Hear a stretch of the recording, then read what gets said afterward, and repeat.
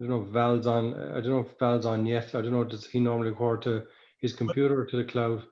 It seems to be working there anyway. Yeah. Yeah. So it's telling me it's recording. So I'm assuming. Yeah.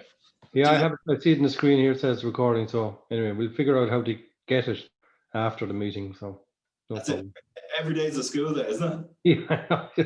Love this. Okay. I'm going to put this back on share now, so that should hopefully work properly. Yeah. Perfect. Okay, so I presume everyone, no other questions then, Alan, on your end, we're good to go? Yeah, good at the moment, yeah. Okay, perfect.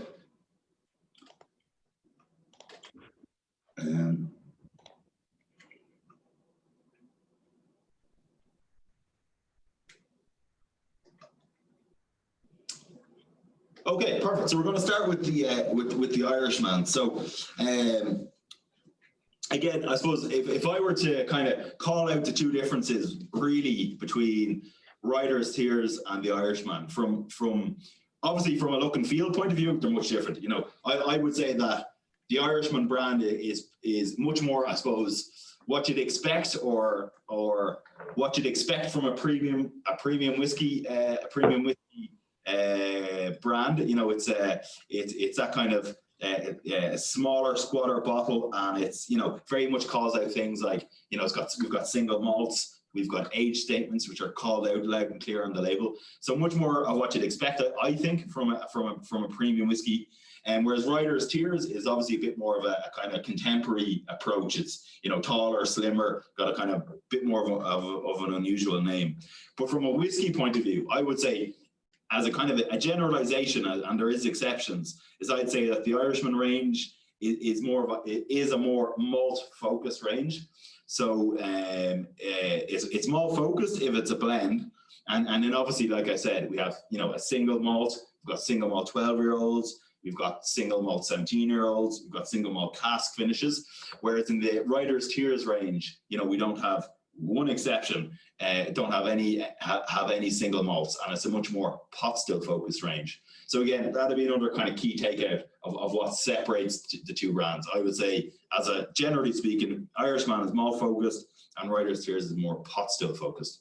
And again, you know, for this, it's really about over delivering, I suppose, on quality. You know, right from the start all the way to the end, and, you know, really emphasizing the malt qualities, the single malts, the age statements, and the cask finishes as well.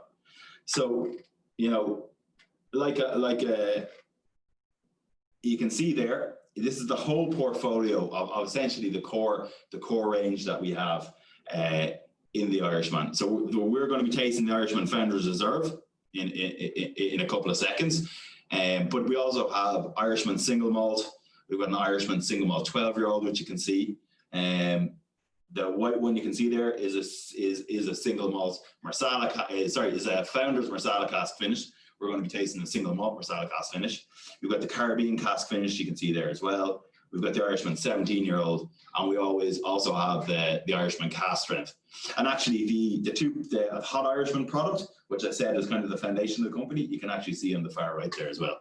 So that's just to give you a bit of an indication of the range. Again, like I said, they're premium brands, you know, with premium positionings, but absolutely the whiskey stacks up. You know, here's just a kind of a brief overview of of not even all the awards, of some of the awards that the Irishman brands has won over recent years. You know, I suppose probably one of the ones we're most proud of is, I suppose, nearly one of the most recent ones, which would be the Irishman 17-year-old, which was awarded overall whiskey of the year at the Irish Whiskey Awards in 2019.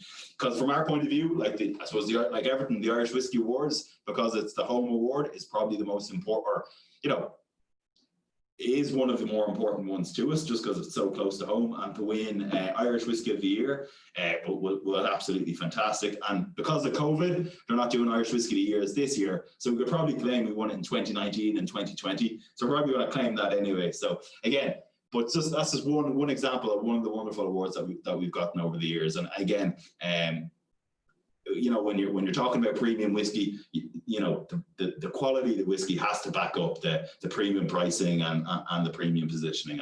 And in the case of both Irishman and Ryder Sears, it definitely does. So moving on into the fun element.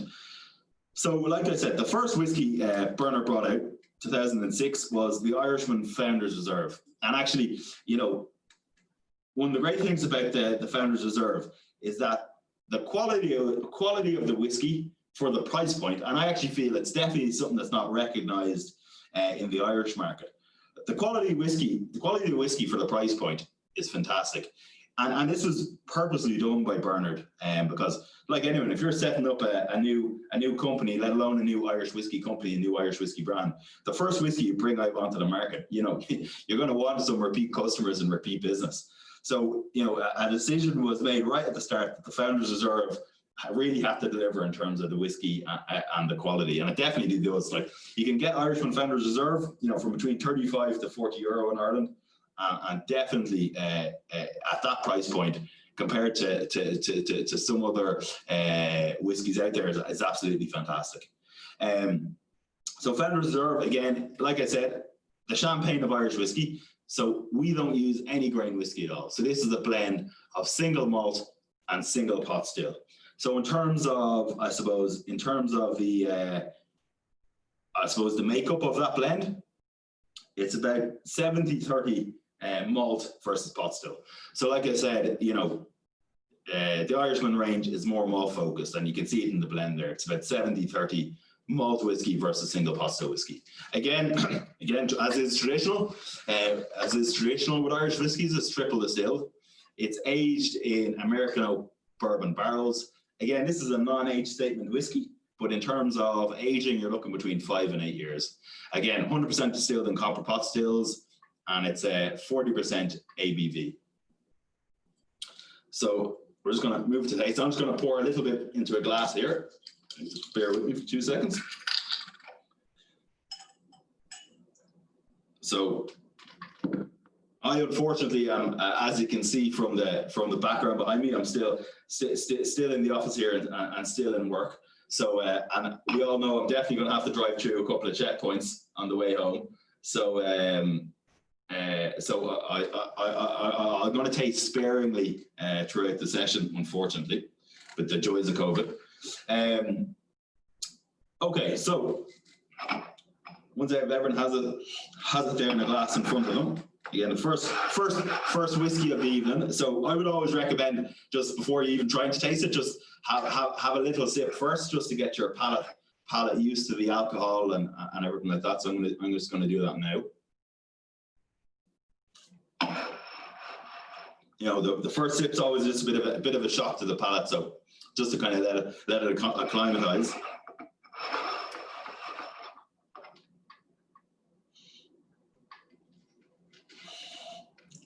Okay. So very much, I suppose, on the nose of Founders Reserve, you do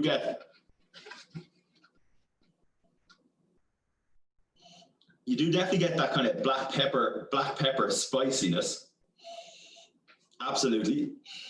I actually find it quite light. I get a bit of spice, but there's also, for me, quite a bit of lightness there. Some kind of floral notes and some fruit notes on the nose come through with me always with Founders Reserve. In the taste,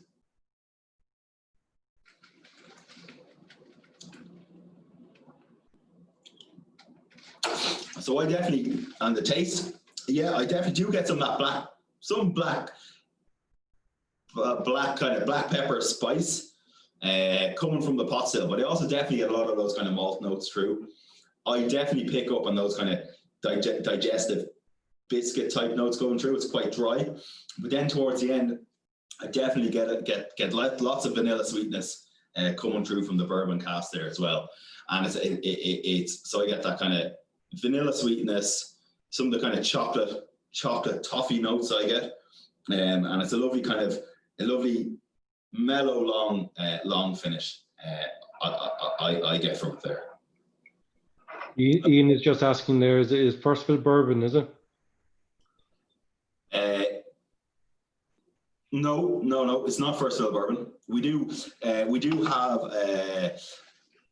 the only whiskey that we have in the Irishman range as first fill bourbon is the single malt 12-year-old is first fill bourbon. Right. This can be a combination of first fill, second fill, third fill bourbon. Okay.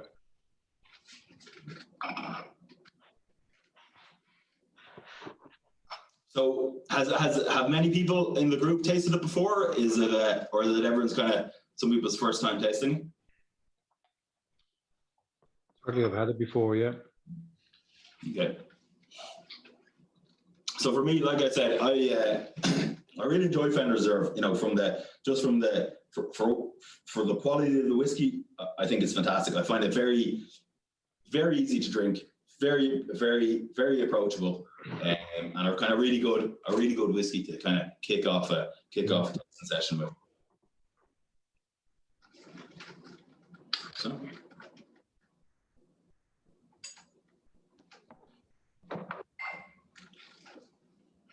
So what we do is, unless anyone has any questions, I'm just going to move on to the next whiskey. Yeah, no, that's great. Thanks, Ronan. It's lovely. Yeah, no problem.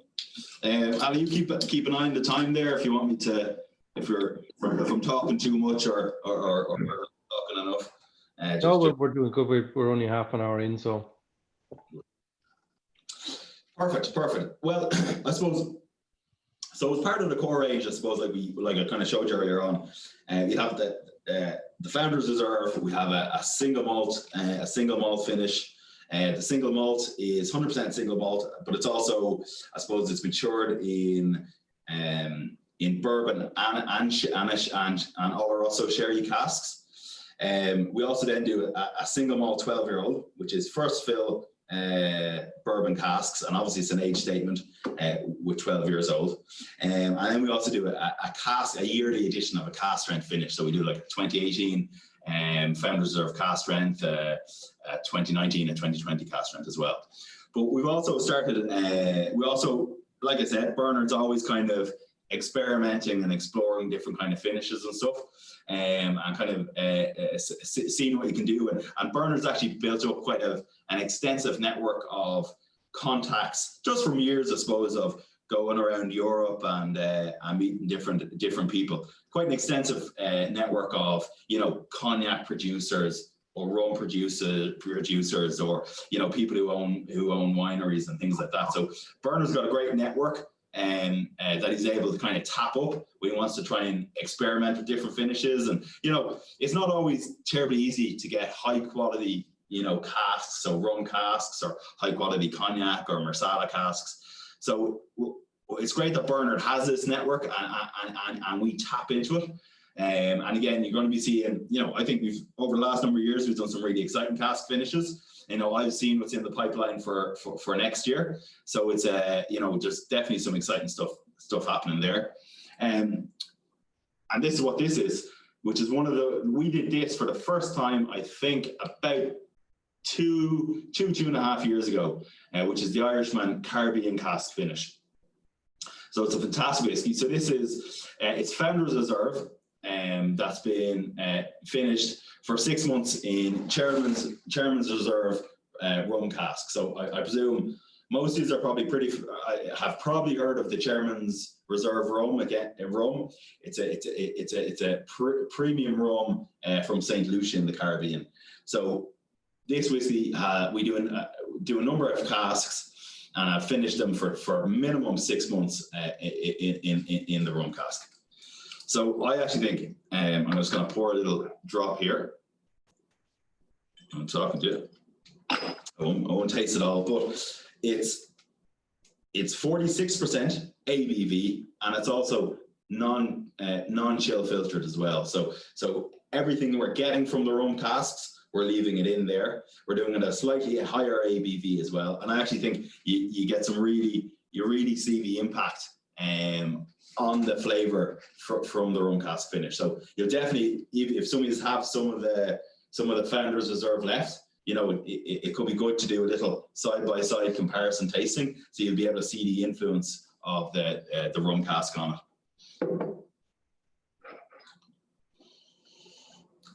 So for me, on the nose, the one note that I kind of get quite strongly, I've always gotten quite strongly on the nose with the rum cask finish is banana.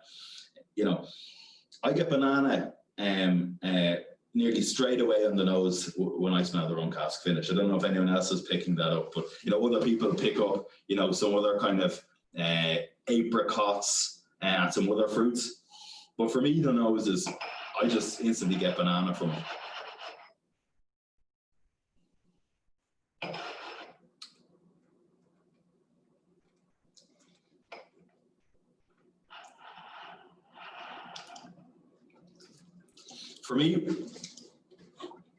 For me in the mouth, you instantly, there's lots of balance there, but you can automatically notice that 6% different in ABV, and you do get, you know, and between probably the slightly higher alcohol, but it definitely makes those black pepper spices more pronounced as well. It kind of tingles a bit on the palate, but again, a really nice long finish. And again, I start picking up those kind of tropical fruit notes and that banana coming through again on the finish. I don't get the banana as strong in the palate as I do on the nose, but you still get it there, and it's got a really, really nice long finish as well. Yeah, that's lovely, Rowan. Yeah, I get what you're saying. Yeah, you can definitely get the banana on the nose more than on the palate, but the higher ABV gives you that spiciness that you were talking about, and a nice finish to it as well. Yeah, no, definitely, and again, that's what's like. It's like the sometimes I find when you're tasting whiskeys and stuff, sometimes, you know, and not for everyone, but individually, like a one singular kind of note can kind of strike a chord with you, if you know what I mean, and you can kind of pick it up straight away, and that's what it is for me with the rum cask finish. And what would be the mixture on this? Are we still talking about a 70-30 split on single versus pot still? Yeah, absolutely, because it's a Founders Reserve cask finish. So okay. The Founders Reserve is as per the Founders Reserve. So it's like I said, 70-30 in terms of the malt versus pot still. You know, triple distilled.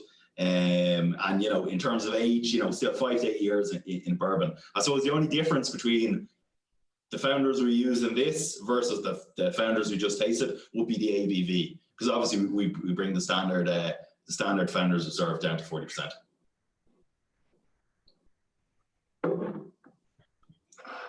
So perfect. So if anyone has any questions or any thoughts on that, I'd love to hear them. Again, there's no such thing as a stupid question, so throw it out there or any kind of comment at all. Always good to get a bit of interaction. And while you say it's exclusive or limited release, is it still available to purchase on the market? So how we work it, and it's slightly confusing for me because I deal with so many international markets. So with all our cask finishes, we might do 2 or 3 or 4 casks, say a year, for example, and we kind of select the different markets we want to release it in, if you know what I mean. So it's, at the moment, I don't think it's available necessarily to our distributor in Ireland, but you might still get it in the shops. You might still get it in some of the shops, there's some stock left. But like, for example, I know in some of our other markets where we've only just started to ship it out to them, if you know what I mean.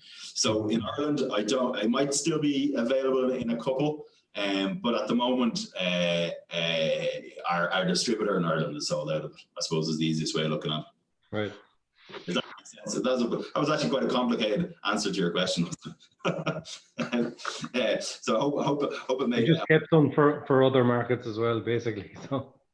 Well, no, see, the thing is with Ireland, because I suppose there's been a huge spike in interest with the likes of societies like yourselves and kind of real whiskey enthusiasts, kind of really has really exploded over the last number of years, I suppose, in Ireland. And certainly I've seen it. You know, like I said, I've been working in Irish whiskey for about 12 years. So we would tend to, when we release a new expression into the Irish market, we sell it out very quickly. And we necessarily don't get the same reaction with our single casks, or sorry, the same initial level of interest from the single cask in some other markets, if you know what I mean. So we say, for example, when we bring out the Japanese or the IPA, they're nearly all sold before they've been released, if you know what I mean. Whereas in some of our other markets, we'll sell them over a period of months. So, and that's purely because, yeah, it's great to see. It's great to see it. There's, you know, lots more societies and guilds and kind of just people generally interested in Irish whiskey and new expressions and stuff as well. So, and again, but absolutely, I suppose to answer another part of your question is that the Irish market is absolutely key for us. You know, for Bernard's point of view, you know, he wants both our brands to be strong in the Irish market. So we will anything exciting or new we will release it in Ireland first before we release it anywhere else, if you know what I mean. So keep that in mind. Ireland's absolutely key for us. So we tend to go Ireland first and then other markets after. Okay. And you said Ireland, a very important market, but it's still relatively small in terms of the percentage of your overall sales, about 5%. Is that correct? Yeah, that would be correct. But having said that, I mean, the US is a bit of a monster, and Canada can be a bit of a monster as well. So it can kind of distort it a bit, because ultimately, you know, we're a small, a relatively small, a small market. So, you know, if you can get any bit of traction in the US, Canada, travel retail, it can just distort that number, if you know what I mean. So, but we would still say that we would have, you know, this huge headroom for us in Ireland. And again, the premium end of the Irish market is, you know, growing very, very strongly. So it's very important to us, you know. Great. Thanks. So perfect. So look, we'll move on to the next whiskey, which is the Irishman single malt Marsala cask finish. So this is available exclusively in Dublin Airport, which is which I don't think any of us will be going through anytime soon, I can imagine. So how we work with sometimes, like I said, with our markets or with our retailers, that we do kind of exclusive cask finishes with them. So, you know, we would have had a couple of conversations with the guys in the loop, and they would have wanted something really unique and really special for the airport. This is obviously before COVID impacted. So what we did is we came up with the single malt Marsala cask finish and decided to release it in the Irish Whiskey Collection as a world exclusive. So we had 24 casks of it, and we produced about 10,000 bottles, all to sell exclusively. So it's aged single malt Irish whiskey. It's, like I said earlier on, it's like our single malt. So we've aged it in bourbon and sherry oloroso butts. Again, it's triple distilled. It's non-peated. It's non-chill filtered, so we're not taking anything away. And then we finished it for 15 months in Marsala hogsheads from the Florio winery in Sicily. So it's a fantastic whiskey. I'm just going to pour a drop in here. Clear out my listen.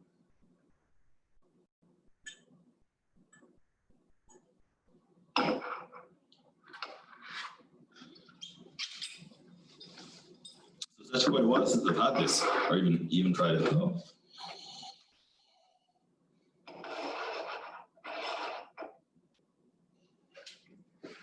So again, similar to the Founders Reserve, this is a build, I suppose, on the single malt Irishman we have in our core range. So it's so that single malt in our core range is matured in bourbon and sherry oloroso casks. Now that is at 40% ABV, whereas this is at 46% ABV, and this is non-chill filtered as well. So I don't know if any, you know. Ronan, is that the second Marsala cask that you did with the Irishman. You did the Founders Reserve there about 2 or 3 years ago. Yeah, we did. Actually, the first cask finishes Burner did was Irishman and was Marsala. And actually, we did one of them. And actually, Bernard is still kind of convinced it's the best whiskey he's ever brought out was a Marsala finish with the Irishman. I think it was the Founders Reserve. I think I came across a bottle of it earlier on, but he's still convinced that was nearly the best one he's done. So yeah, no, it will be. You're correct. It's the second one we've done.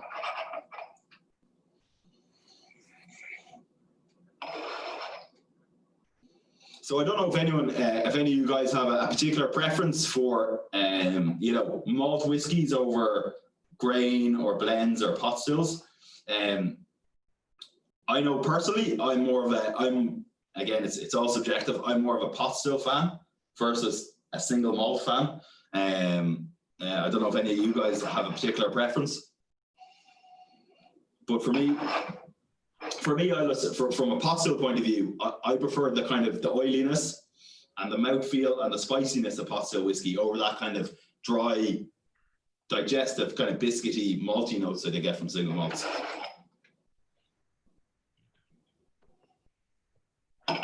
So yeah, on the nose for me, again, it is light. I would say it is light. It's light, delicate, like it says there, but you do get some nice sweetness coming through. Yeah, quite floral, some honey. Yeah, some kind of vanilla notes there as well. I'll take a tiny sip.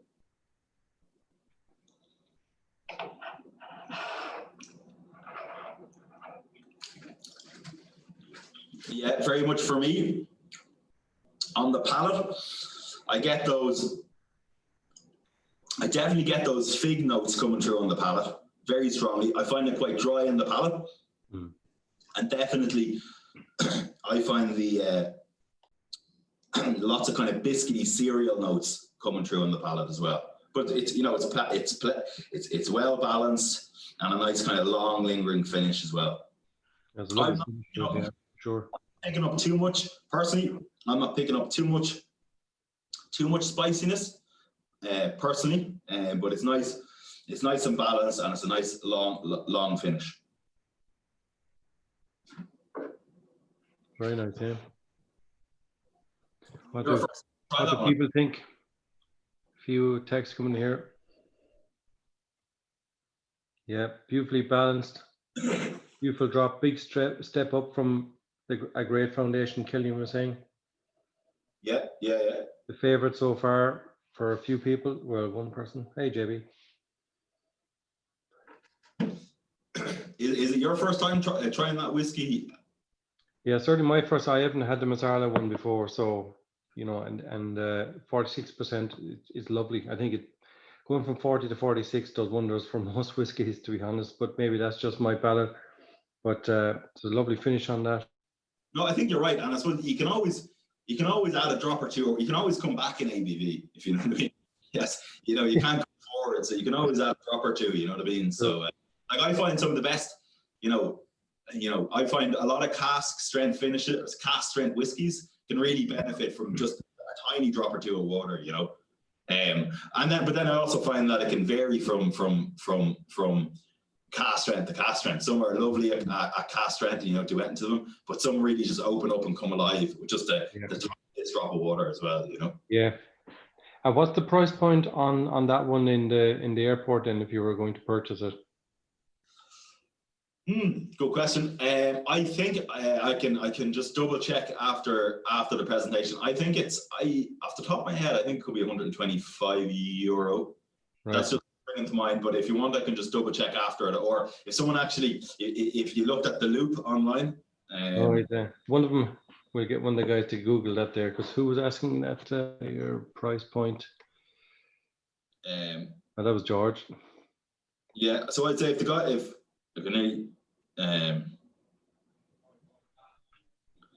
I don't want to do it while I'm talking to you, but if somebody look it up there. Yeah. George, just buy 2 bottles of it. You're Oh, grand. I'm way off. I'm way off. So have it there. So if you're flying, if any of us will ever fly ever again, 57.60 we got up there from Tony. yeah. So 57.60 outside the EU and inside the EU 68. So Yeah, that's a good price for that. it says a save 20% on it.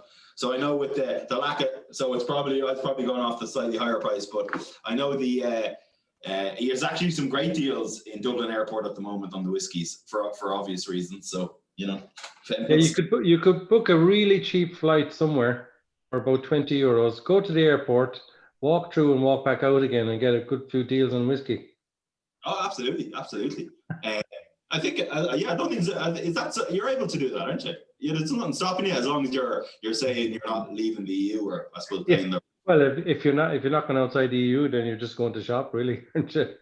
Yeah, but because of, I know just with there's some great offers there, just because like it's crazy. Dublin Airport's gone from something like having, it suffered about a 95% drop in passenger numbers. So they're sitting on a lot of stock that they need to sell, so they're doing Yeah, well, I think that's one of the biggest issues. We saw some reports there in the last few weeks about whiskey in general around the world, and the biggest drop has obviously been, travel retail, and every company's involved in travel retail, Yeah, absolutely.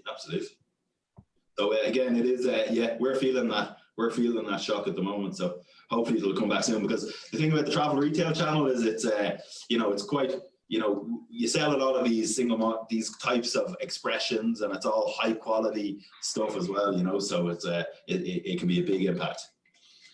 So that's I suppose that's the 3 whiskies we're going to taste in the Irishman range. So I hope everyone enjoyed them. I actually think you got a great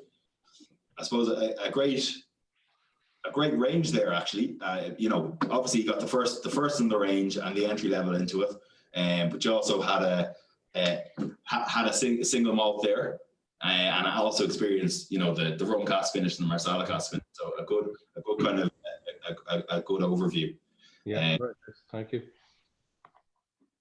So I definitely, if I suppose what we tasted there will kind of open your eyes maybe to some of the others in the range. So again, if the single malt Marsala cask finish seemed to get a lot of thumbs up there, so it definitely, the next step on from that, guys, will be to try our single malt as a start.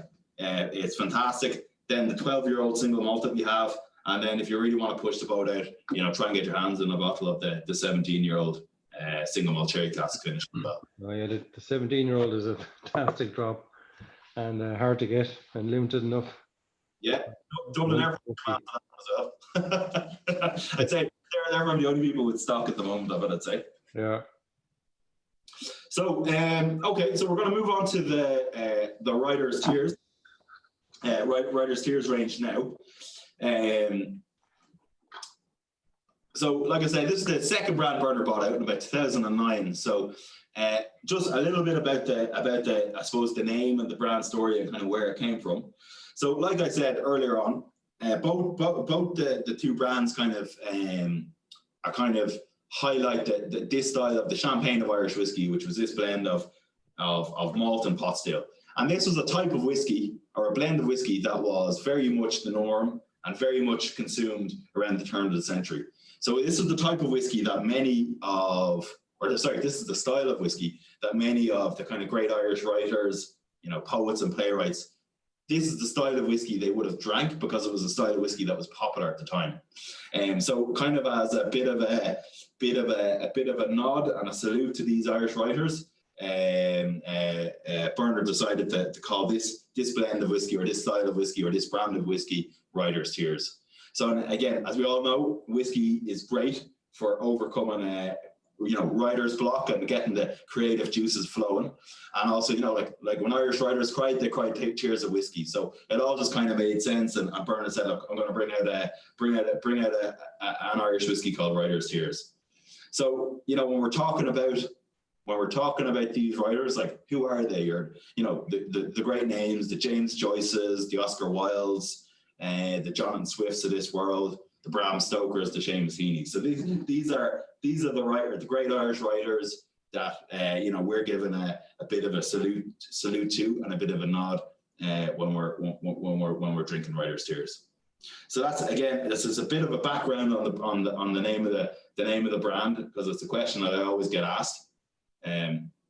So again, in terms of a portfolio, for you guys who aren't familiar, we've got the Copper Pot, which is the first in the range, which we're going to taste in a few moments. So I'm not going to talk about too much about it now. We're also going to taste the Writers' Tears Double Oak as well. Yeah. And then we also have Writers' Tears Redhead, or sorry, we're not going to taste it. What you can see there is Writers' Tears Redhead. And that's a bit of an anomaly in my story about the Irishman range being a malt focused range and Writers' Tears being a pot still focused range, because Writers' Tears is a single malt. It's a fantastic single malt, but like, look, I suppose, why is it in the Writers' Tears range, not in the Irishman range? It's pretty simple. We're a small independent company.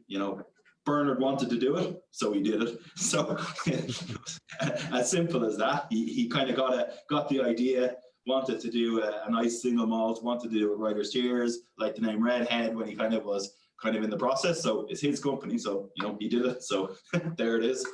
The Redhead is a pure single malt, then, is it? There's no pot still in that. It's not a blended. No, it's a single malt, pure single malt. Right. And would that be similar to your standard single malt that you have on the Irishman range then? So I suppose the key difference, the Irishman single malt is matured in bourbon and Oloroso sherry casks. Writers' Tears is just Oloroso sherry, and that's why because it's all sherry. You get that kind of you get that lovely kind of sherry red hue to the whiskey, which is kind of where the name Redhead came about. So okay. That's and also the Redhead is 46% ABV, whereas the single malt in the Irishman range is 40% ABV. And actually, the Redhead is non-chill filtered, and the single malt is chill filtered. So they're kind of the key differences. Right. And then we also do, we do a yearly cask finish as well. Cask strength as well, which you can see there in the bottom left. And then also, like in the Irishman range, we kind of do lots of interesting kind of cask finishes and stuff, which we're going to kind of go through now as well. So that's just a bit of an overview of the portfolio. And again, very similar to the Irishman range. The premium whiskies, they're positioned in the premium space, but the whiskey is absolutely of very high quality as well, and it's not just me saying it; it's backed up by a lot of the awards the brand has won over the years as well. I suppose some of the kind of key ones that would jump out there for me will be I suppose Writers' Tears Double Oak. We only released it last year, and it was named by Whiskey Advocate, one of the biggest publications for whiskey in the world, as one of the top whiskies of 2019, which is a great one to get. I suppose some of the other ones that would jump out would be, like I said, the cognac cask finish, which got a double gold medal at the International Spirits Challenge, which led on then to Double Oak, which we'll go onto in a minute. So again, lots of awards. So, but definitely backs up the premium nature of the brand as well. So first off, with the Writers' Tears Copper Pot, which is the first one. So this is the starting point into the Writers' Tears range. So it's like I said, just I pour it in here. Like I said, it's the champagne of Irish whiskey. So look, no grain whiskey at all. It's a blend of aged single malt and aged single pot still whiskey. So Writers' Tears Copper Pot is essentially the reverse of Founders Reserve. So as where Founders Reserve was 70-30 malt to pot still, this is the reverse. So it's 70 pot, 30 malt. It's aged and matured again in American oak bourbon casks, very similar, 5 to 8 years. Again, it's triple distilled and it's non-peated, and it's also 40% ABV as well. So I'm sure probably quite a few of you may have tried it already. So as a whiskey, then between this and the Irish, the Founders Reserve, it's the same whiskey bar, the mix, the blend of the single malt and the pot still. So it's just the reverse. In every other sense, it's the same whiskey then? So yeah, like essentially, yeah, basically the key difference is, and again, you have to remember that they're both blends. So they're blends of two different whiskies essentially in both cases. So it's the blend that's the key difference. Yeah. So this is a 70% pot still, 30% malt blend. But in terms of the maturation, in terms of the ABV, in terms of the distillation and everything like that, yeah, pretty much.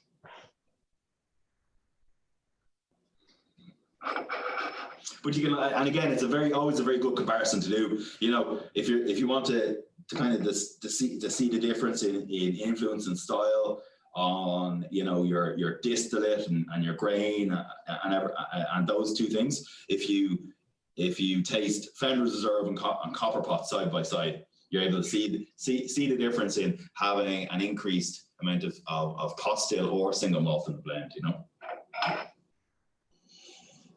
So for me, my preference is, like I said earlier on, I prefer pot still kind of whiskeys. So for me, I prefer Copper Pot personally over Fender's Reserve. I like the kind of, you know, on the nose, you get that kind of nice kind of green fruits, your apples, your pears, a bit of sweetness coming through. But again, it's, you know, it's a light nose for me. It's certainly not overpowering. You know, just on the palate for me, I instantly love that kind of that pot still spice on the palate. I love the mouthfeel. It's a little bit more kind of creamier, a little bit more kind of mouth coating, and you get some of those kind of nice kind of peppery, gingery spices coming through, and you still get flashes of the kind of the green apple and green fruits coming through. And again, it's that lovely, long, elegant kind of a pot finish as well. So kind of coats them out and kind of lingers there for quite a while. And towards the end, you do get that kind of those kind of sweet notes coming from the bourbon casks. So some of those kind of vanilla, chocolatey, toffee kind of notes kind of hit you at the back of the throat as well.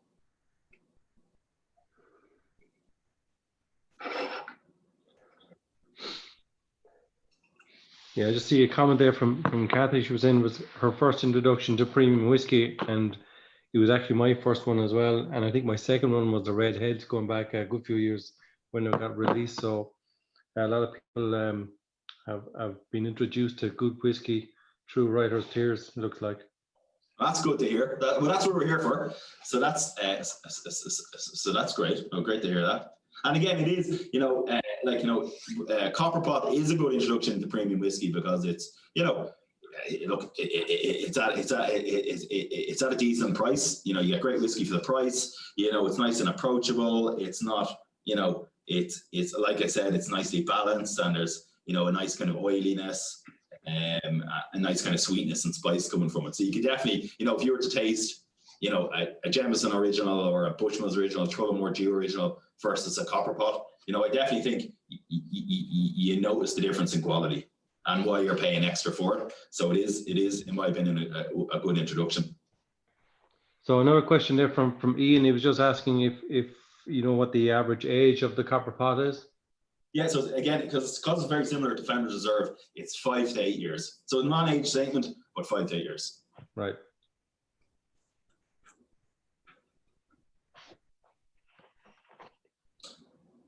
Okay, perfect. So we'll just move on. So we can move on. Next one is Double Oak. So Double Oak is so I suppose how Double Oak started was kind of back with the I suppose some of the cask finishes Bernard was experimenting with. So we did an XO cognac cask finish. Oh God, 2 years ago, I'd say, at least at this stage. And basically, Bernard had built up a relationship with the I'm going to get the French pronunciation wrong, but the Legare family in France, who owned the Doe XO cognac distillery or cognac brand. And Bernard has a relationship with them, so he wanted to work with them. So we did a cognac cask finish, an XO cognac cask finish, and we got an absolutely fabulous reaction to it. You know, I kind of mentioned it in one of the awards there earlier on, and we got a great reaction from whiskey enthusiasts and whiskey lovers on it. So after that, we kind of said, well, Jesus, that was a phenomenal response we've gotten. Is there any way we can kind of, I suppose, maybe do a version of it that we could include in our core range and make it accessible so that, everyone can buy it all the time, as opposed to just doing these kind of one-off kind of exclusives now and again. So that's how kind of how Double O came about. So again, it's 2 woods. So it's, again, we're using bourbon oak casks, and when we're finishing in cognac casks as well. So the cognac casks are still from the Legaray cooperage, and it's a unique marriage of the 2 casks. So it's 46% ABV. Again, it's triple distilled. Again, it's non-chill filtered. So we're leaving everything in it, and it's been matured in the French cognac casks for minimum 6 months. Minimum 6 months as well. So again, we've got a huge reaction since, again, very, very positive reaction since we released it. Like I said earlier on, Whiskey Advocate, which is one of the biggest whiskey publications in the world, said it was one of the top whiskies for 2019. So again, we only released it in 2019. So it was a great nod to get. So it was absolutely fantastic.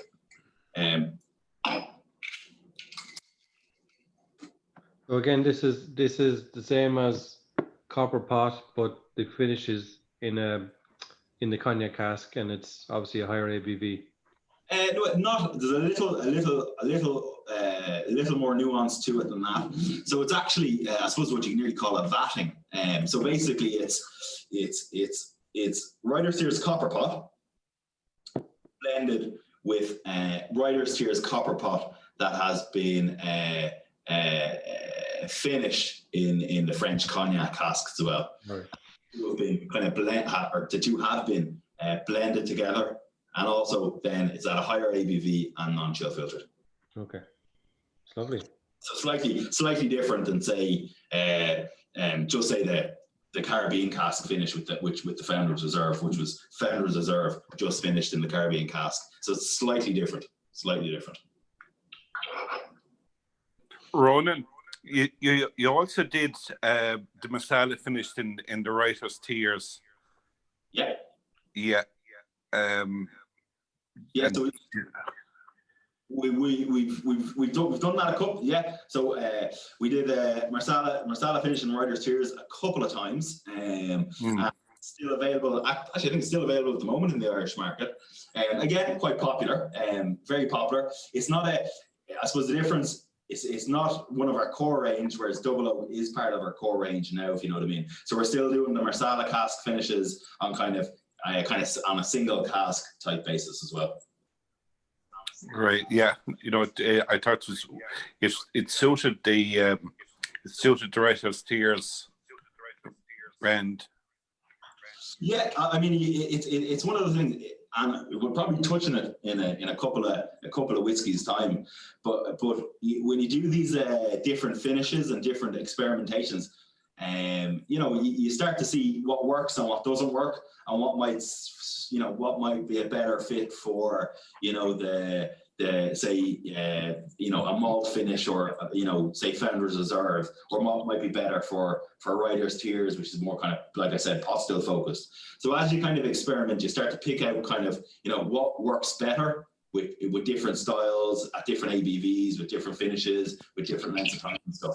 So again, it's very much an experimental type approach. And again, we're a small independent whiskey company, so it's not like we've got teams of people doing lots of different always lots of different batches and lots of different kind of tastings and testings and all that kind of stuff. So we very much kind of explore, and we're trying out new things, and sometimes they work absolutely great, and sometimes they don't. So we've had a couple of them, which I'll chat to you about as well. You know what I mean? So it's all about just stepping your way through it and experimenting, and that kind of makes it interesting and fun as well. You obviously think that the Marsala finish works better with the single malt rather than with the pot still. Again, so it'd be Bernard who very much drives the thought process in terms of what he uses. So there can be a bit of experimentation. I wouldn't necessarily say we think it works better one way or the other, but we wanted to try it both ways, if you know what I mean. And again, some people you might prefer it with Riders Tears, and other people might prefer it with the Irishman. Like I think I said it earlier on. I know Bernard still thinks that the first Marsala cask finish he did with the Irishman, I think maybe 4 or 5 years ago, was still one of the best whiskies he's brought out. So I wouldn't say it's as clear cut as that as well. It's just it's experimenting, it's trying different things, and trying to appeal to different people and different whiskey drinkers as well. Thanks. Yeah. By the way, I still have a bottle of the first Marsala finish in the Irishman. All right, Bernard might buy it off you. Michael will always be able to say that about any whiskey. But yeah, that's good. If you knew how many wardrobes he has. Anyway, we won't get into that. I can imagine. But I have the opinion that it's made for drinking as well. So you need to take the wardrobe now and again. Done that as well. Yeah. You know the old saying, buy one for drinking, one for the shelf. No, yeah, if you can do that, you're in good shape. What's the average price then on the double oak then? Because I have to say that's a lovely whiskey, really nice. Yeah, so double oak is €50 is the average price in Ireland on the shelf. Yeah. So it's it's just on the nose. Again, on the nose for me, it's not vastly different to the copper pot. I still get lots of kind of that sweet kind of vanilla notes and those kind of fruit notes coming through. And so I still get the green fruits note coming through. But for me on the palate,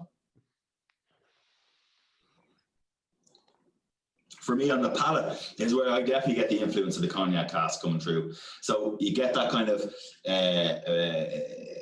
the depressed grape notes coming through, and a bit more kind of sweetness and kind of zestiness kind of coming through from the cask as well. Now there could be a little bit of that is the higher ABV, but for me it's well balanced. It's not a burn there at all. It's very much the kind of fruits and some kind of citrus zest and some spiciness coming through, and that's all coming from the cognac cask. Again, very much for me, I can still feel it in terms of the finish. So again, I get that kind of nice pot still kind of long finish, creamy finish with some spice there as well. So again, I think the double oak's an absolutely fantastic drop, and again will be one of my favorites. And I suppose it's what's nice about it is there's a lot going on, for a 50 euro whiskey or whatever, there's lots going on. There's the bourbon, there's the cognac, there's the, it's non-chill filtered. There's lots of stuff going on there to make it nice and interesting, Lovely.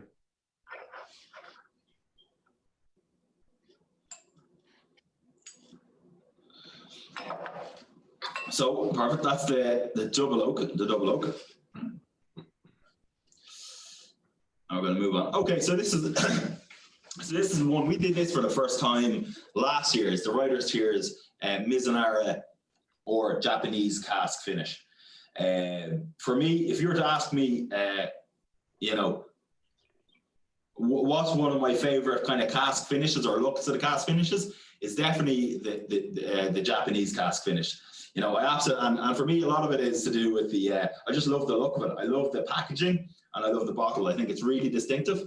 I think it's really nice, and it kind of is a real nice kind of subtle Writer's Tears kind of nod to Japan and to the Far East and to the kind of Japanese colours, and the whole kind of look and feel of it. I think is absolutely fabulous. I really like it. So I'm actually a big fan of the Japanese cask finish. So we did this exclusively, I think towards the early part of last year in Dublin Airport first, and then since we started to roll it out into the Irish market. Again, it's not an addition to core range. We only have a set number of casks that we've refilled since the first release. You guys probably know, Mizunara casks, they're very expensive, very hard to get a hold of. We all know the shortage of Japanese whiskey at the moment, but they're very hard to get a hold of, and actually they're very porous and very kind of leaky casks as well. So you're actually constantly losing a lot of whiskey through them as well. But having said all that, I mean, the influence you get, the influence you get from the cask is absolutely fantastic as well. So again, this is it's single malt and single pot still whiskey, a vatting of the two, and it's matured in American oak, bourbon barrels, and finished in the Japanese Mizunara oak casks for 9 months. Again, it's non-chill filtered, and it's a 55% ABV as well. So again, let me just get my glass here. Try it. So I have a little, that's an unopened bottle. So I have a little sample bottle here I'm going to use instead, just because I don't want to open the fresh bottle.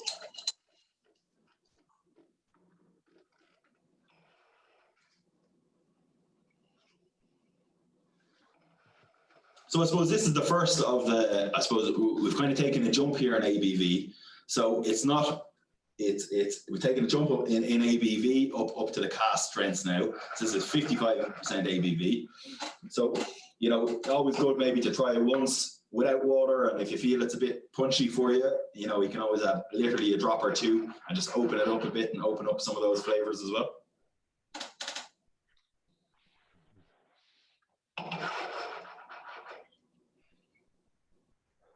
Yeah, for me on the nose, I still, whichever way, whatever notes I pick up, I still very much get the kind of the green apple and the pear on the nose, but I definitely do get more spiciness there. Those kind of clove notes coming through for me on the nose as well. Ronan, I'm just wondering, did this wood hold any other spirit before it was used for the Writer's Tears? Oh, it's not. It would have to. I mean, it would have to travel to us wet. We wouldn't because the cask would just dry out otherwise. So I would. I'll double check for you actually because it's a good question. It would travel to us wet. Otherwise, it would dry out. So I would imagine it's held Japanese whiskey in it too previously. But I can double check with Bernard actually because it's a good question. If he has any more specifics on the spirit, it would have held, or was it just some kind of standard whiskey to add just for transportation? But actually, I'll follow. Alan, it was imported as barrels rather than as wood and then coopered into barrels here. It was actually brought in as barrels from Japan. Oh no, absolutely, yeah. No, we didn't. Yeah, we didn't take in wood and crate casks. No. It would have come from a Japanese whiskey company. Back to what I was saying about Bernard's strong relationships in the industry. And actually, I think Bernard said to me before, I think it's a Scottish company that own a Japanese whiskey distillery. It's just where you got them from.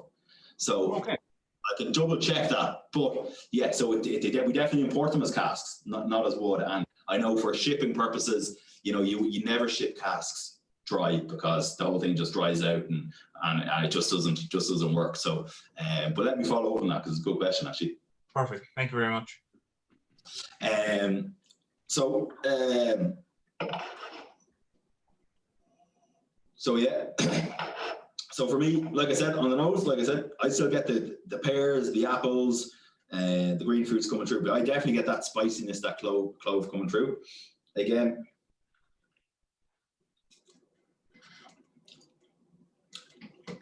yeah, for me in the palate, absolutely getting the spicy, really getting a kick of spice there from the pot still.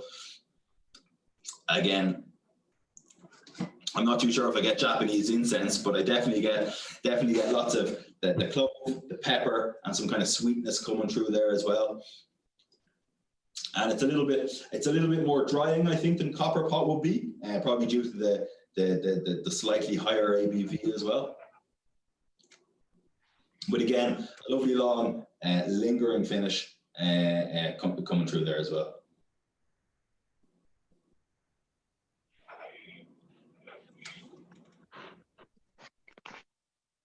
Yeah, so if somebody was asking how long was finishing the Japanese barrels, and Conrad said it was 9 months. So yeah, so and I just point out, so it's minimum, it'd be minimum 9 months. So we'd be, Bernard would constantly be, constantly taking samples out of casks and trying to get them at their absolute peak. But it'd be no less than 9 months. But like I did say earlier on, one of the problems with Japanese Mizunara is that it's quite leaky as well. So you could end up leaving it too long and not really getting much out of it. So you have to get the balance right as well, you know. yeah. Does that mean that Ron, does that mean that the Angel share is that bit higher for this particular one? The Angels love this. The Angels get a good drink out of the Japanese cast finishes, so the Angels are happy. It's just the rest of us not quite so happy. But yeah, it's all part of just the experimenting with the different types of wood finishes and what you can do. And that's one of the good things about, I suppose, with Irish whiskey. And I think I have a slide or two at the end of the presentation which you just touch on it, but there's room for experimentation within the Irish whiskey technical file. So it allows you to play around with different types of woods and different types of finishes and stuff as well. Given how leaky the oak actually is, it's interesting that I heard recently that, certainly in Japan anyway, they feel that to get the maximum out of it, that any liquid that's in it has to be in it for 6 years to get the full kind of flavor and aroma profile from the wood. So when you think about Angel's Share, at the best of times, 6 years in a wood that leaky. And then you also know, like, you know, there's and not because of leaky cast necessarily, but there is a shortage of Japanese whiskey on the market. You know what I mean? So it's obviously an issue for them as well. I'm sure they'd love to be able to take it out a year or two earlier as well, and not be losing so much in evaporation. But yeah, and then again, but you also have to remember. So say for example, our whiskeys, you know, none of them are matured for you know, like I said, the non-age statements are 5 to 8 years. You know what I mean? So it wouldn't be like, if you want a whiskey, a good quality whiskey with good characteristics coming from the cask, you're going to be looking at 6, 7, 8 years, even from you know, an Irish whiskey, Scottish whiskey perspective, if you know what I mean. So what's the reason for the shortage in Japanese whiskey at the moment? Again, I wouldn't put myself out there as an expert in Japanese whiskey, but I think my understanding is that it kind of got slightly derailed by the collapse in the Japanese economy in the late 80s, 90s. So I think they kind of built up, and again, I stand to be open for correction on this one from anyone else on the call, but when their economy, you know, took a downturn in the late 80s, 90s, they rode back heavily in terms of production and their output. And as a result, we all know whiskey's a long-term game. They didn't lay down enough stock for the future demand, and the future demand has been more than they expected, and it's kind of gotten a bit kind of, I suppose, a bit kind of trendier. I suppose whiskey in general has become a bit trendier, with a bit more people interested in it, and certainly in Japanese whiskey, and they just didn't have enough stock laid down, and they're playing catch up now with demand, is my understanding. But again, if anyone else, again, I'm no expert in Japanese whiskey, so if anyone else has any other thoughts on it, please share it with the group, you know.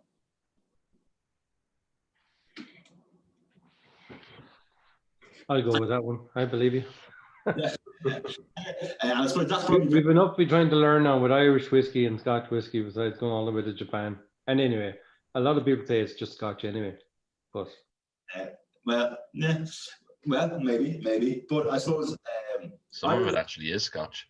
Irish whiskey's gotten itself into a similar, you know, you can argue, Irish whiskey got itself into a similar position, and we're only really now starting to kind of recover in any way from it. The only real company that, or distillery that has, lots of stocks of properly long aged whiskey is Middleton, really, and we're only playing catch up now and starting to get there, and again, it's a long term game. You got to be looking far ahead, so.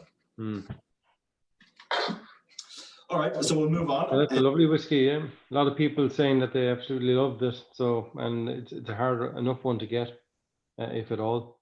But so thank you. Ronan, has the Mizunara finish that's in Celtic Whisky Shop, is that from a different cask, or is it recast in the original from the airport exclusive? So what we do, I think, and I can double check. So I think we've got 6 casks of Mizunara. So I think in our first release to the airport, I think we put them all through the airport. But then in our second fill of it, we split them out. I just double check that. So it will be the second fill of a similar cask of one of the casks from Dublin Airport. But I just have to double check that for you. Yeah, no, just kind of interested, yeah. Yeah. And actually, we will be. The plan will be to do release another cask. I'm looking to hopefully get another cask into the Irish market at this side of Christmas as well. So if you do like it, keep your eyes peeled. So if I can get that done, which I'm trying to do, there'll be another cask on the market before Christmas. Yeah, it's fabulous whiskey. Yeah, no, really good. I really like it. I think it's fantastic, So what we'll do is we'll move on to the final whiskey of the evening, which is the Writer's Tears Dick Mac Seaweed IPA cask finish, which again is a really interesting one we did this year, kind of in the middle of actually it was a nice little project that we did in the middle of lockdown 1. It was something obviously that we planned to do, but obviously it kind of coincided then with the lockdown. It was kind of a nice kind of thing to do, and kind of gave us here a bit of a lift and I think kind of gave a lot of people in the Irish Whisky Society a bit of a lift to kind of be getting something new and interesting in the middle of all that. And interesting to us that we had to kind of release it all, online and do all the tastings and that kind of stuff via Zoom. But I suppose how the project came about was that I suppose Bernard would have a good relationship with the Irish Whisky Society and also with the guys in Dick Mac, and has had for a couple of years. And I suppose they've always been kind of very keen on, it's kind of very hard, especially with the bigger companies that, they love whiskey and they're passionate about whiskey, but, very hard for them to influence the flavor of whiskey because, we're dealing with bigger companies and stuff. And I suppose they approached Bernard and would have kind of bounced ideas off Bernard and could we, do something to maybe, not just do a single cask of say something we already have, but do something kind of completely different or whatever.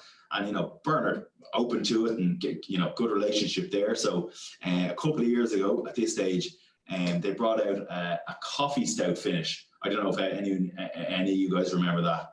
So it was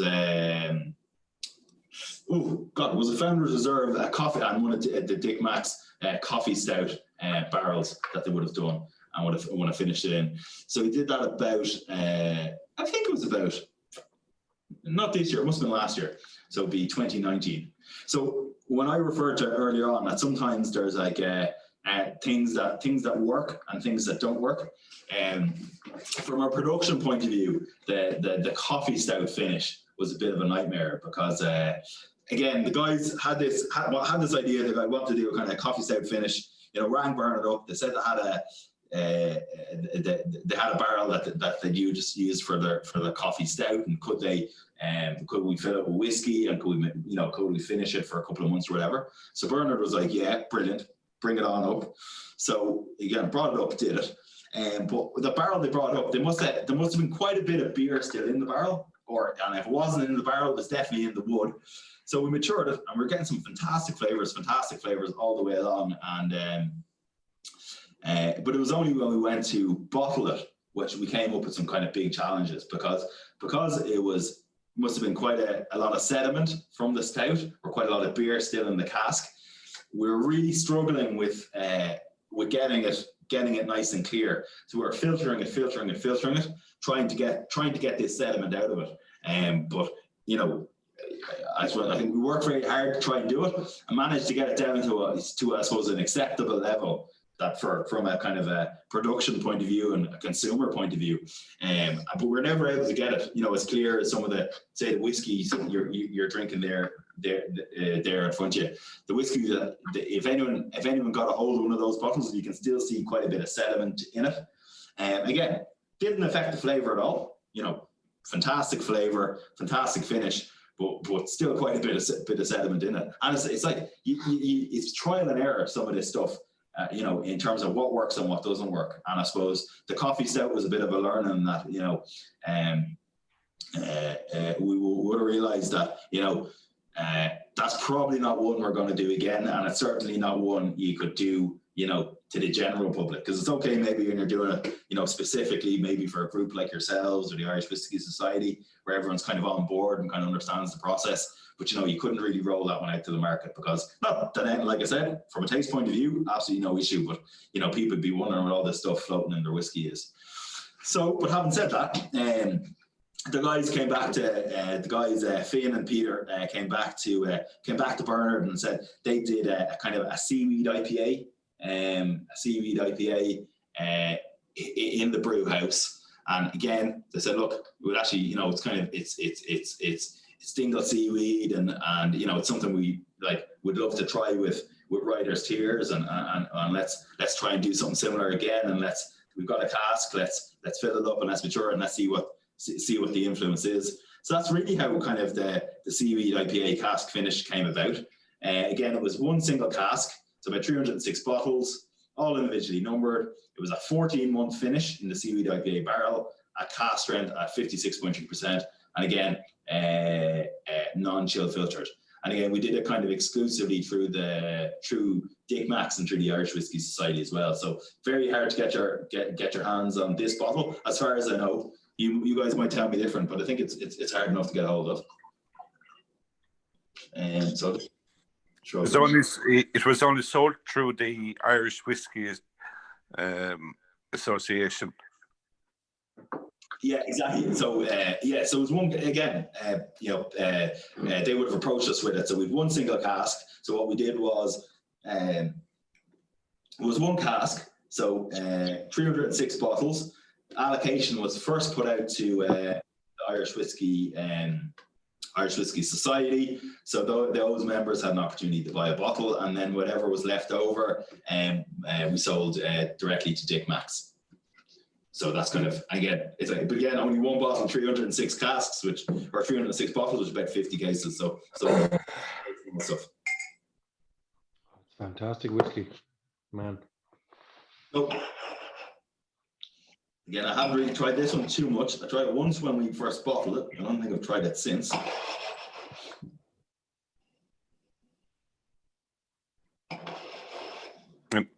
You don't get any vegetative nose off of it.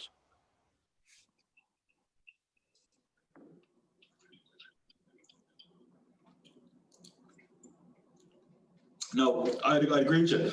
You know, on the nose, I would actually say it's quite. It's not a pronounced nose at all. It's still quite light, I wouldn't, maybe not necessarily light, but not pronounced, kind of moderate. But definitely on the palate, you definitely get the influence. I mean,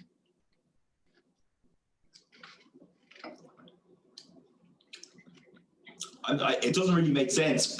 I nearly say there's nearly like a slightly briny note to it, if that makes sense at all.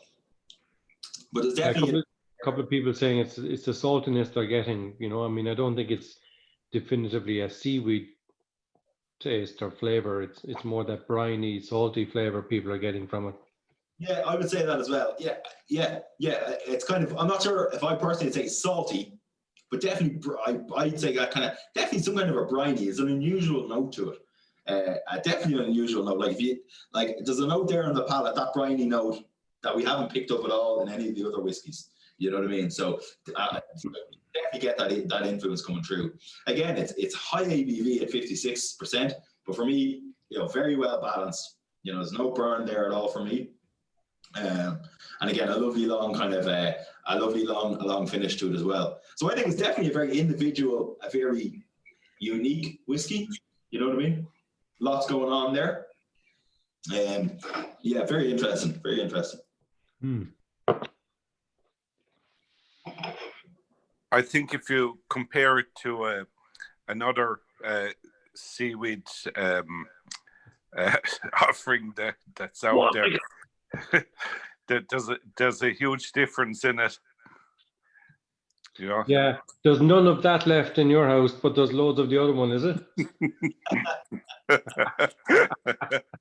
No, I didn't go for the other one at all. I left that up to you, Alan, and Killian. Yeah. And I think the other one, guys, it's the one up in Drogheda, isn't it? It's or Dundalk or something. Is this one that came? It's a seaweed char or something. Am I correct in saying that? Is that right? Yeah, it's the heavily influenced by seaweed. Let's just say. Yeah. So there's the heavily influenced by salt water. I'm not too sure if you can get much influence from burning seaweed into a cask, but interesting. But so I suppose there's a little bit more maybe of it. And again, this isn't directly seaweed either because it came through an IPA. Yeah. So it's definitely it's an unusual note to there, which I can't put my finger on. And it's unusual that you could say salty, but how could it really be salty? But yeah, but this is the great stuff that comes up, when you're trying all these different things, these different flavor notes, which is the whole point of doing it, I suppose, at the end of it. Yeah. Basically, there's only one cask. Yeah. Yeah, well, that's it. And again, you're trying for the first time, so you don't want to commit too much to it, But even at a slightly lower ABV to make it accessible, that would probably be a nice whiskey as well, So. Yeah. And look, and very much like, again, we're much more kind of smaller, agile kind of company. You've seen it with the likes of the Double Oak. So if we bring out one cask of something, but it tastes fantastic and you get a phenomenal reaction to it. The next kind of question we're asking ourselves is it something we can do on a slightly larger scale and kind of roll out? Not necessarily maybe make it part of the core range, but do we want to start doing 5 or 6 casks of it, if you know what I mean? And actually, back to the points I think someone made on the Marsala finish earlier on, we would have done initially 1 cask of a Marsala finish, but then, as the demand was there, we would have gotten in more Marsala casks and been able to scale it up a bit, So there's nothing stopping us kind of doing that kind of stuff if we're getting the right kind of reactions and the right kind of inquiries from people and stuff as well, Yeah. Ron, is the base a blend, or is it just the pot still?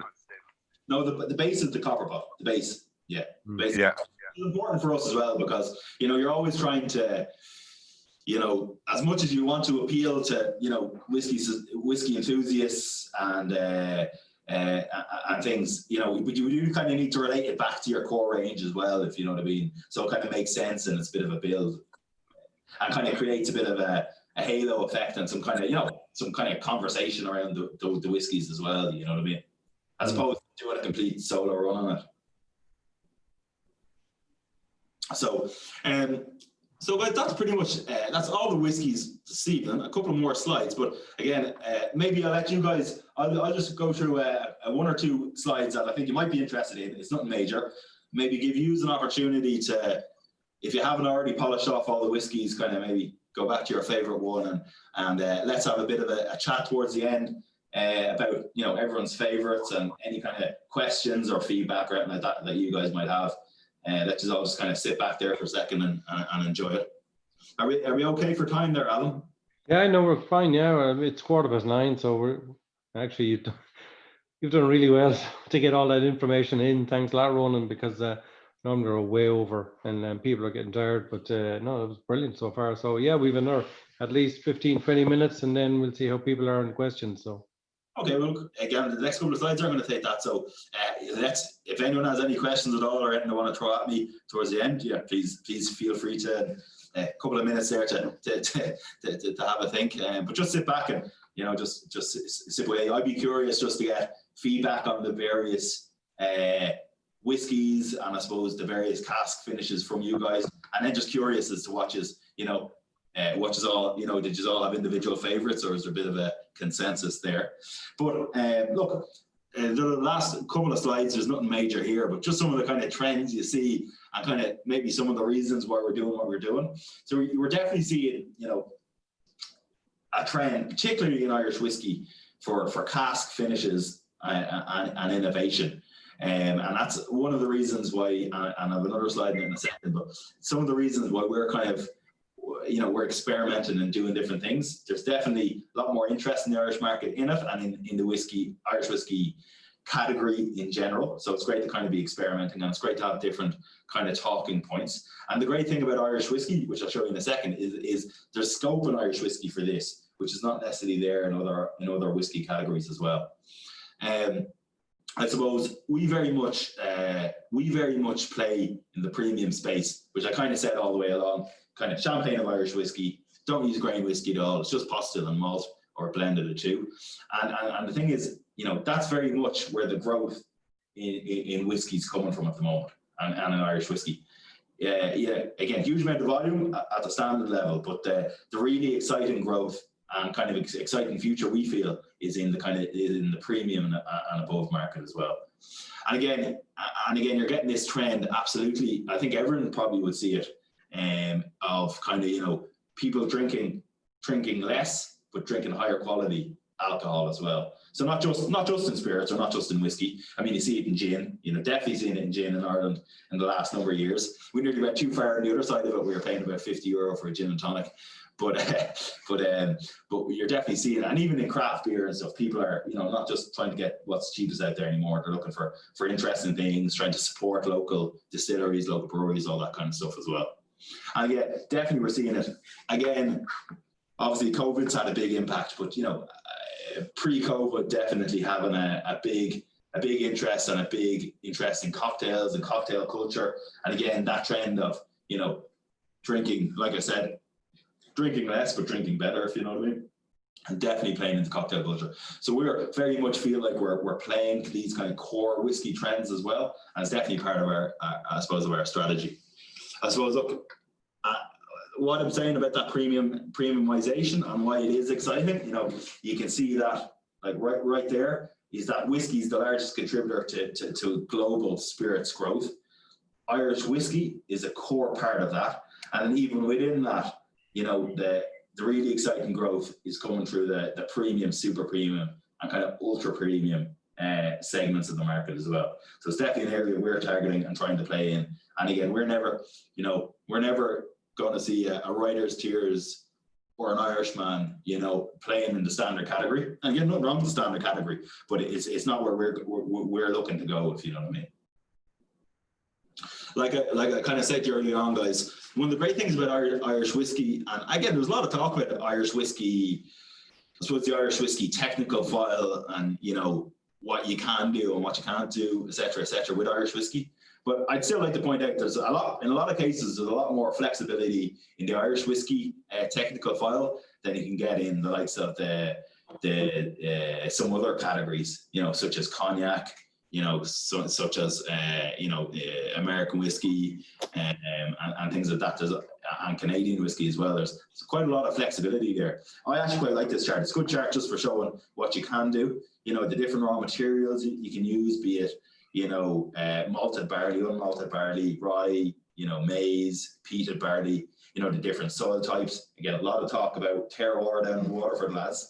You know, a lot of talk about that at the moment, but, you know, it's great that, you know, you can do that in terms of different soil types and different regions, aspects, you know, different types of water sources, different kind of yeasts, different distillate types, your pot stills, your malts, your grain. Again, the huge flexibility in the wood you can use. So we can use American oak, French oak, you know, huge flexibility there. And then within that, it's not just what wood you're using. It's what's been in the wood before. Is it a fortified wine?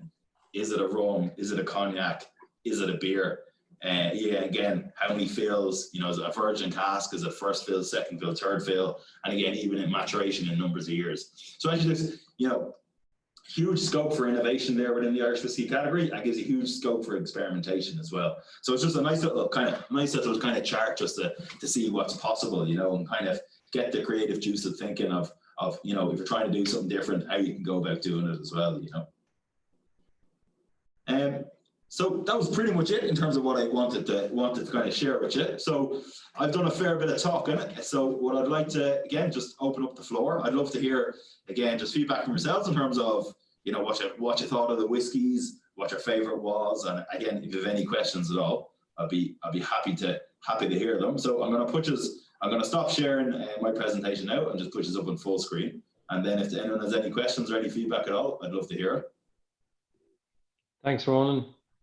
I put a question out while you were showing the last few slides in terms of just trying to get a show of hands in terms of the most favorite whiskey of the night.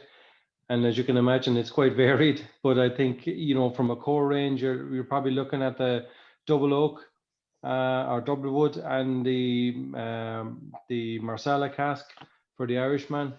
And then obviously the seaweed IPA and the Mizunura are getting a lot of hands ups as well, so I guess you get a flavor there of some of the core ones, which is great to see, for everyday sippers, but then obviously the unique whiskies as well. So still coming through, a lot of people really liking the seaweed IPA, and the Mizunura being a close second. Yeah, no, absolutely. And I suppose what's great for me, when I'm, I suppose, selling it or talking to distributors, talking to different markets, it's great to have the two brands because they do appeal to different people as well. And people have, preference in terms of brand, but then even in terms of style of whiskey as well. So it's great to have and that's the great thing about having a portfolio and a range. You can appeal to lots of different people, It wouldn't surprise me at all that you're getting kind of a broad, I suppose, a broad spectrum of people who kind of, like the different ones. But like I said, it is great to get some of the core range in there as well. Like for me, genuinely, I really like, personally, I really love double oak. But I actually think, like I said, Founders Reserve, at €35, I think is a phenomenal whiskey as well. You know what I mean? I think it trumps a lot of other whiskies out there at that price point as well. So, so it's great to see that. And whatever about, unique finishes and cask strength and all of this, which we all kind of aspire to, and we all love to get something that is not very available and is in short supply. We still like to have those core bottles that we can sip every day, and if we want to walk out tomorrow without thinking about it, buy another bottle of. So whatever about the higher end premiums, we always want to be able to get something that is always on the shelf and always available. So it's good to see that mix coming through on the comments here tonight, that the double oak and the copper pot and but obviously then the seaweed and the Mizunura as well. Yeah, absolutely. And again, it's like, you don't always need to be drinking, €100 bottles of whiskey. Sometimes you just want to, after work have a whiskey and not break the bank. You know what I mean? Yeah. So, and yeah, especially 2 bottles. Sorry, they're paying you too much, Ronan. If you're drinking €100 bottles of whiskey after work, you're paying you too much, boy. The difference is I get them for free, lads. But it's great it is great to get the affordable whiskies there as well. But Ronan, with the Writer's Tears Double Oak, you've used the cognac cask as a finish in it. Have you a reason for not calling it a cognac cask? The original one was a cognac cask. Yeah, I suppose we wanted to differentiate so like a lot of our cask finishes, like that kind of XO cognac cask finish, they're single casks, if you know what I mean, or 2 or 3 or 4 single casks. So we wanted to differentiate ourselves from that because, you know, we wanted to add, the whole purpose of doing double oak was to add it to the core range. So, you know, you need to make it consistent and always available. So you can't go single cask route as such, if you know what I mean. So just to give ourselves a bit of flexibility, and again, we're trying to build up a brand, build up a core range and separate it. So we just decided to go with double oak. Again, we thought it sounded good, liked the name, made sense. So yeah, that was pretty much it. Some production reasons and I suppose some marketing reasons there as well, you know. Oh yeah, no, it's just interesting, yeah. And also, we wouldn't want to, you know, just because we have double oak now doesn't mean we're not going to be doing more cognac cask finishes, like single cask finishes either. You know what I mean? So we still want to be able to do that as well. Yeah, that's good, and yeah, good to hear. So yeah, actually, it's quite an exciting week ahead of us for Writers' Tears. So you're going to be seeing some interesting and some good news about Writers' Tears over the coming days. So I think you'll all like it. So keep your eyes peeled. Do we get an exclusive? Can't do that, but over the next, maybe not this week, next week you'll start seeing some good stuff for Writers' Tears as well. So keep your eyes peeled. Looking forward to that. Good. So as everyone, how much? Just out of interest, how much of each of the samples? How much does everyone get? Is it is a 35 ml measure or a 50 ml measure, or what's the? What do you get? 20 mil. Yeah, 20 mil. So we normally filter about 20 mil. So 20 mil and 35 tickets gets us to a bottle. So we didn't want to be asking you for 2 bottles of each, you know. Good. No, I was just curious. And then, guys, how often do you guys meet then? Is it like, you know, once a month, or what's the kind of general rhythm of it, or how many tastings do you do? Do you do a tasting a month, or how does it work? Yeah, so we do 11 tastings per year, and then we'd have one which is members only. So, but all of the tastings would be members, but it's open to non-members as well if there's tickets available. So yeah, we're doing one a month, and if we could, we'd probably do one every night because we've nothing else to do. But that'd be a bit much for some people. So, yeah, about once a month. Yeah. Okay. Very good. And I suppose I'd say it's great for you guys in Waterford with Waterford up and running, Waterford whiskey up and running there and producing. I'd say it's great to have a local addition to the whiskey scene for you. Have you been up to the distillery yet? I think a lot of people they've been very open in terms of if you call them, they'll allow you in. So I mean, I think it's great for Waterford. It's great for the southeast. I mean, there's a bit of a trail here in the next few years, I think, for the southeast of Ireland, you know, with various different distilleries, you know. So interesting times, I guess. Yeah, well, it's definitely it's in a great location for you know, tourists and distillery visits and that kind of stuff as well. And I think it's a great product and great story to it and everything like that. So I think it'll be hugely successful. So it's great to see it. And in terms of Walsh's, then, I mean, you know, obviously we know the history of kind of getting into the partnership with Royal Oak, and that was kind of going to be the distillery for Walsh whiskey.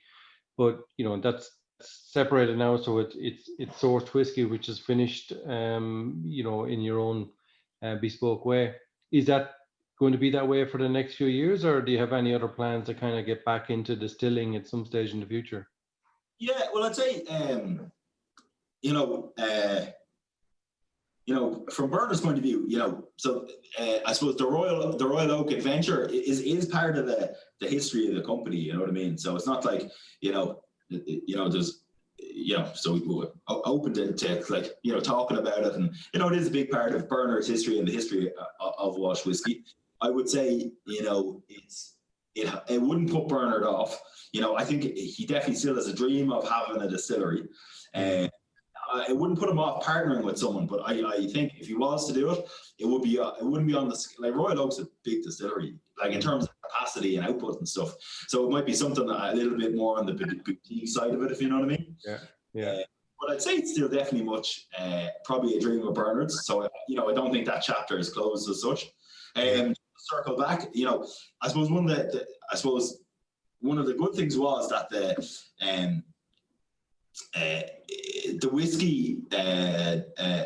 whiskey never changed throughout the time of Royal Oak. So between building it and between the separation, Royal Oak still hadn't launched any whiskey or whatever. So our whiskey has remained consistent. It's coming from the same supplier, the same source all the time. So that hasn't changed at all. So which is great as well. So it's not like we had to change the style of whiskey. I know it was never the intention anyway. It was always the intention was to keep the whiskies we had the same, and then that came with a Royal Oak, call it out as such, if you know what I mean. So that hasn't changed, but I think it's still definitely part of I suppose of Bernard's dream and such. But I would say it's probably a little bit more on if he was to do it, probably on the more slightly boutique-y scale, I'd say. Just Royal Oak, to put it Royal Oak is a big operation. You need about I think someone said to me before, Royal Oak's probably about €10 million a year to run. So it's something maybe on a slightly smaller scale. Right. Okay. Very good. Does Bernard do the blending himself? Has he put the blends together himself? Yeah, absolutely. So the whiskies are produced to our specific mash bill and to our specific specification and blends and everything like that. So yeah, absolutely. And again, it's we're the only, as far as I'm aware, and I'm pretty confident, no one else is doing the single malt pot still blends. We're the only company to do that. So even take it from that, it's not coming from anywhere else, or it's our specification. We're really the only ones doing that at this point in time. Okay. Could I ask you, Ronan, regarding the Irishman rum cask? Yeah. I did some research, and I think that's the distillery in St. Lucia. The surname of the owner is Bernard. Okay. Is that the relative of Bernard in Ireland here, or do you know anything about it? No, I'll have to take your word for it that his name's Bernard as well. But no, I mean, definitely not a relation. Again, like I said, Bernard's built up a huge network of kind of contracts or contacts in the spirits industry. Just from traveling around to the Pro Vines and the Vin Expos of the world and all this kind of stuff. So he's come in contact with a lot of guys, and it's like every industry, you kind of start networking. So definitely not a relation, but like Bernard would have went out to St. Lucia, to visit the distillery and to see what was available in terms of casks and that kind of stuff as well. But no, definitely not a relation. Okay, thank you, Ron. No problem.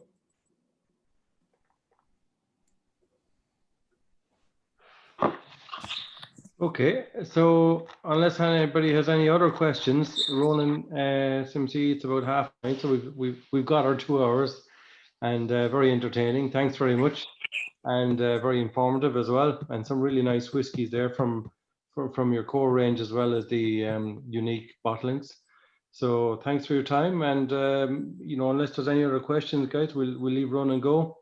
So anything else before we finish?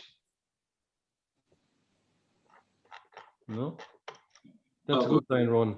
That's a good thing. Well, look, guys, just to wrap up, from my point of view, thanks very much for your time and attention. I hope you've enjoyed it. I hope I didn't put you to sleep.